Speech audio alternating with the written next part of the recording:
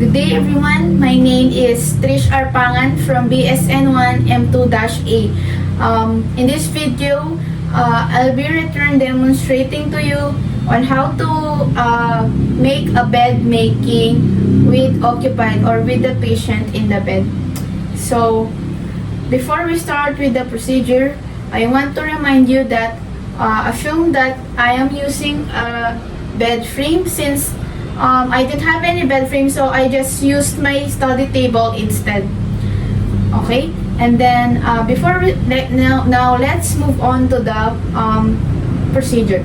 So before we start with the procedure, we must gather the equipment. Of course, we have the fresh linens here. It is just not visible because my room is small. But however, I have 4 fresh linens here. This includes the bottom pad, the top pad, the blanket, and the pillowcase. Also, I have gloves and alcohol for hand hygiene. So, after that, we must perform a hand hygiene.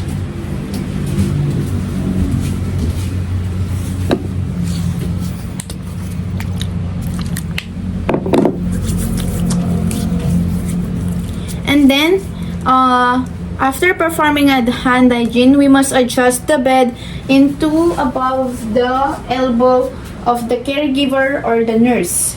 This is to avoid any back muscle strain or any back pain. So, assume that I adjusted the bed into the elbow of the nurse. So, normally in a hospital setting, the bed, of course, is adjustable from the headbed and to the side rails. Of course, assume that the side rails are in raised position. However, when I will start the procedure, I will lower them. And then after that, I will wear gloves.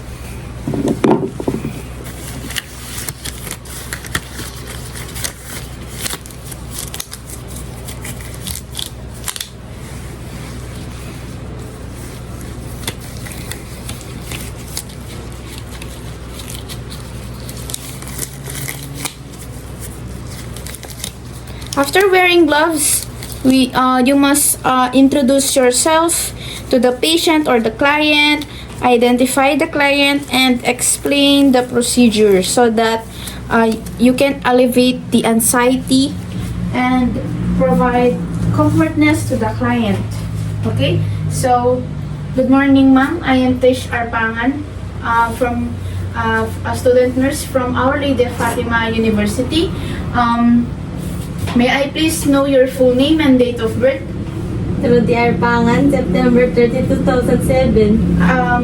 How about your okay, so ma'am, today I'll be conducting or I'll be changing your bed sheets or linens into a fresh one. Is that okay with you, ma'am? Also, I'll be assisting you. You'll be just move a little by little. Is that okay po? Yes. Okay, thank you. Next, after you identify the client, introduce yourself, of course, you will provide privacy to the client by closing the curtains or closing the door if you are in a private room. Okay, so assume that I already closed the curtains to provide privacy for the client. After that, put the fresh linens near you. Okay? So, in this side, I have here, okay, so let me show you. I have here, okay, the bottom sheet, the top sheet, the blanket, and the pillowcase. So, you must put the fresh linens from you, put the fresh linens near you, of course, to avoid any unnecessary movements or muscle strain. Okay. So, okay, ma'am. So, I will just assist you into moving by little. Like, you will go to this side or in this side. Is that okay with you? Okay, so the patient agreed. And then next, I will strip the bed or untuck this, of course. And then I'll be also removing the pillowcase. Okay. After that, I will fold the dirty linens away from me because the purpose of that is, of course, to avoid cross contamination and you will not soil your uniform. Okay. So, ma'am, wait lang po. Oh, no.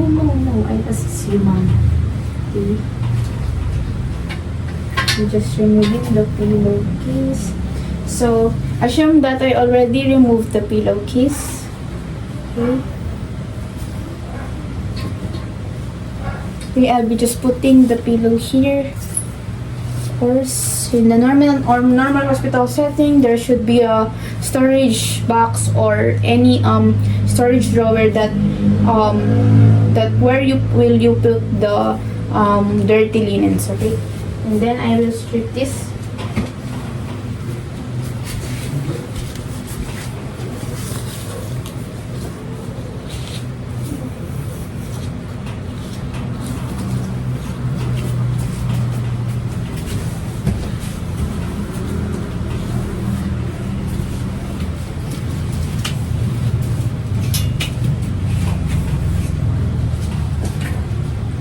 Po. Can you just move to this side? Okay. Here po. Okay. Side lang po. Hindi po. Mag-side po kayo. Ayan. Sige po. Ayos lang po. Side pa po. Side pa po. Okay. Side pa po. Hanggang konti po. Okay. Wait. Excuse ma'am.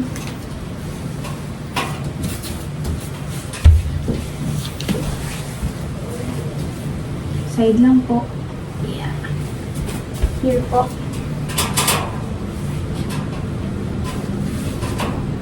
Okay, of course, you must assist the patient. Wait lang po.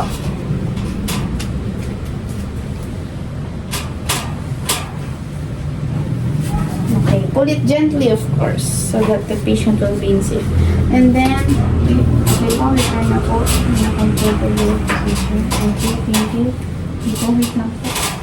After that,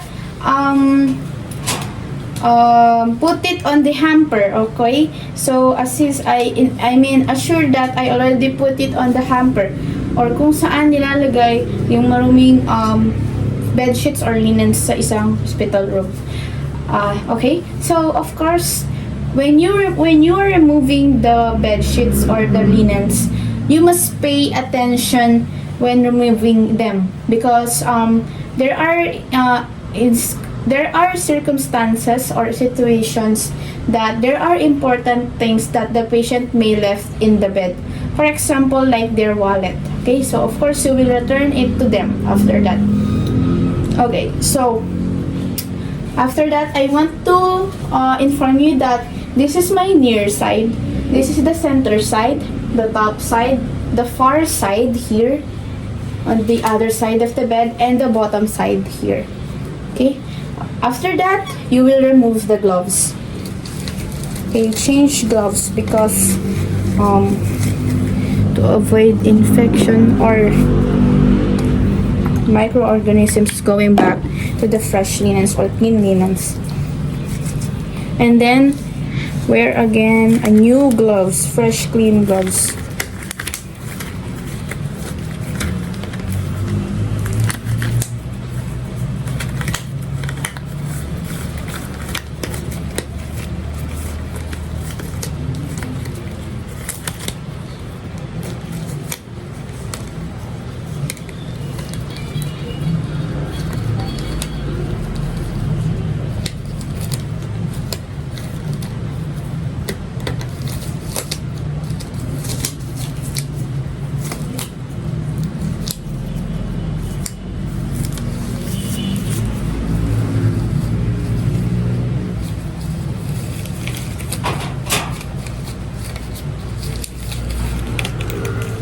Of course, whenever you left at the bed, you must always raise the side rails But in a normal hospital setting, you have an assistant, and then that assistant will guide the patient, of course, to avoid from falling the patient. Like, so in my case, so assume that the side rails of the bed are raised and I'm also guiding her. Okay, after that, get the bottom sheet. Here is the bottom sheet that I showed you earlier. Okay, and then of course apply it on the center of the bed, and then the edge of it is should be parallel from the bottom edge, and then of course spread it going to the headbed, and then apply it vertically going towards the headbed. Okay, and then the hem side, of course, again, it should be towards you. You will put it down and then left it hanging, and then of course after that fan fold the center. So okay, I'll be showing it to you. Okay, so ma'am, can you please side lang po? Side po, side. Usog po konti up. Hindi pa dun po.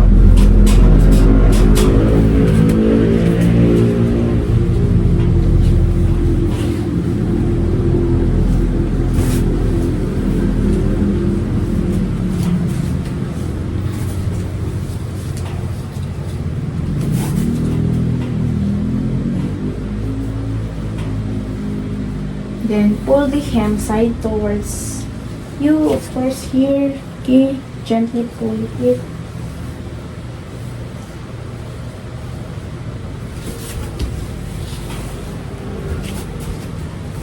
Usog lang to. Okay, angat pong konti. Usog ko lang po ito. Lipit po. And then unfold the center like this. Here.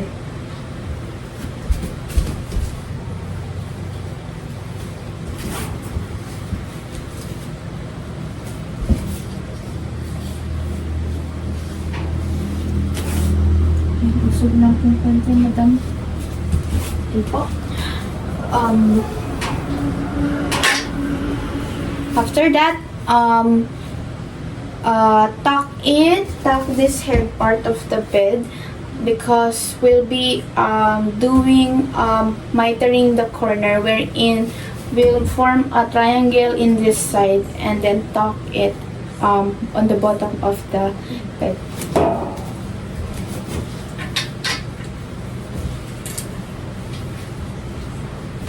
Okay, so I'll be tucking it.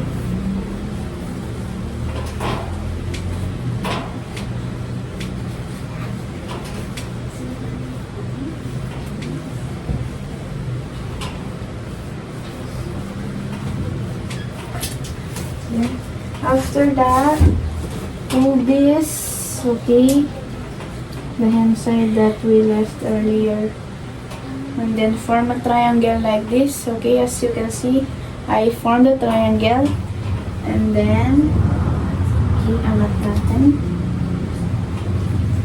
Okay, and then tuck this, tuck the excess, the bottom of the bed.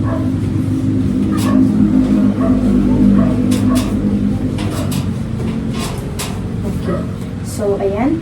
As you can see, there is a curve here. It is diagonally. Okay, let me show you. Here it is. Okay. And then, after that, we'll move on. Of course, there should be a waterproof pad here underneath. So, assume that I already put it beneath the back of the patient. Okay. It should be also at the center, and you'll be able to measure it where the back pain. Where will the patient lie at the part back here, okay? And then after that, we'll move on to the top sheet or top linen. Okay. So, itong konti po doon po. Then spread it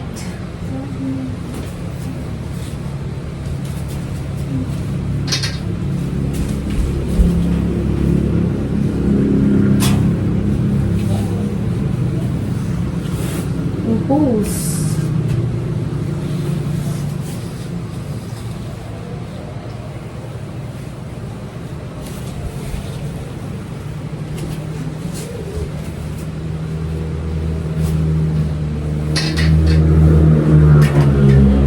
Okay. Again, pull the hem side towards you. Okay, so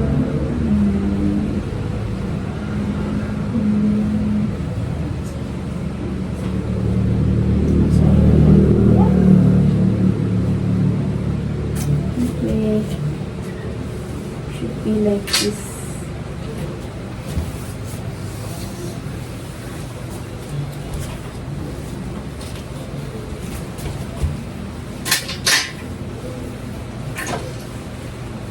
Okay, here's the hem side. Pull it towards you.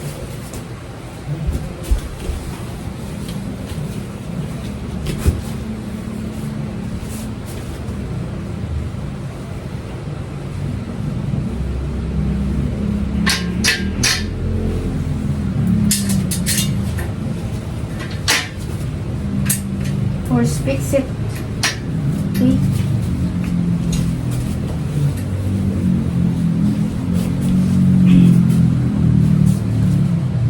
And then leave this hanging. Unlike the bottom sheet, we should tuck it onto the side, but we should leave this hanging freely. And then this is the front fold. Just one fold it towards the center.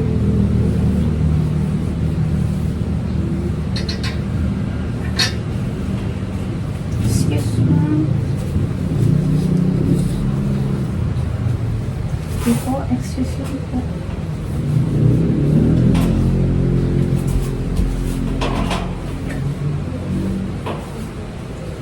And then after that, we'll move forward to the blanket.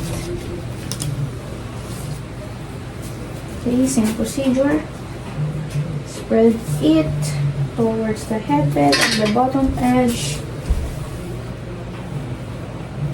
Okay, so I got into the wrong side. It should be here.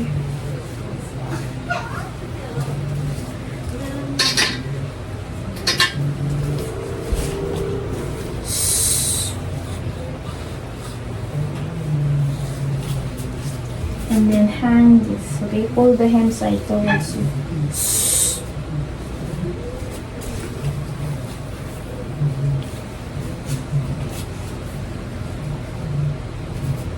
Then front fold at the center.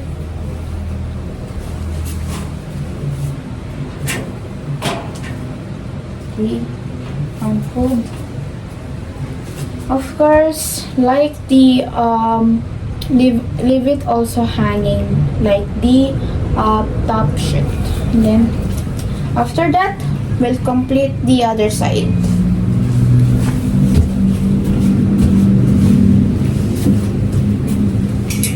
Angat lang po para po ma-pull. Okay, of course, this is the bottom sheet here and here. Okay, and then pull it gently.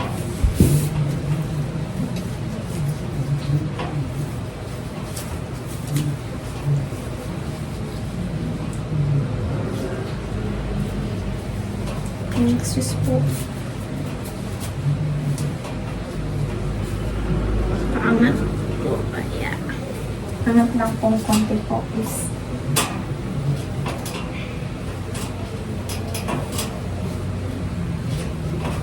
Mag-move lang po kayo dun. Side po kayo dun. Ayan.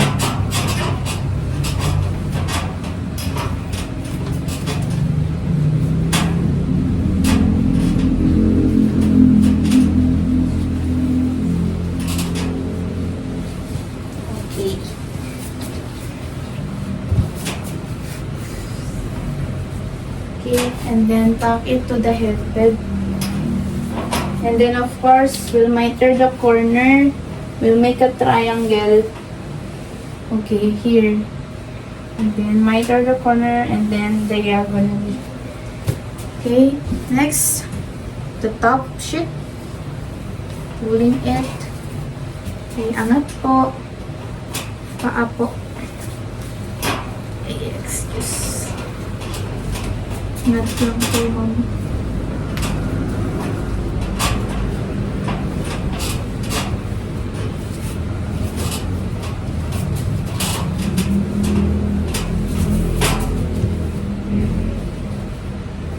Lastly, the bottom sheet.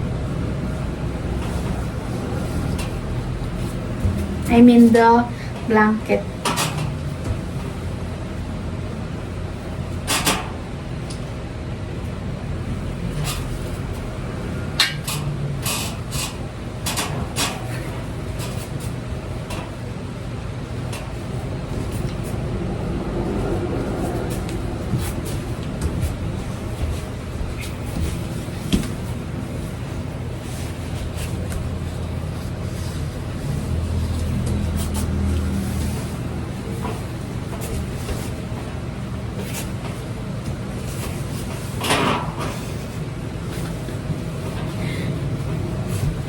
Okay, ma'am, return to your position now. Okay. Lastly, the pillow. Okay, we'll put a pillowcase, of course.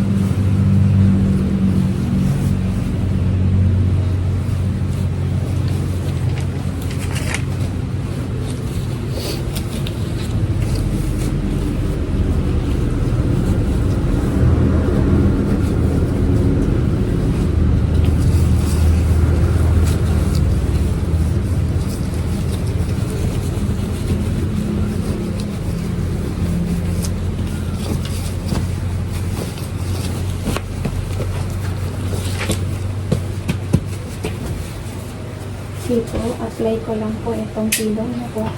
Ano po yung head ni ma'am.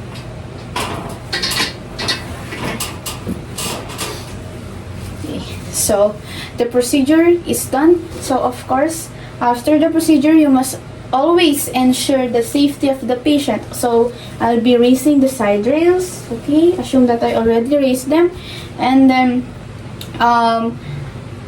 return the patient in a comfortable position. After that, remove your PPE or gloves and perform hand hygiene.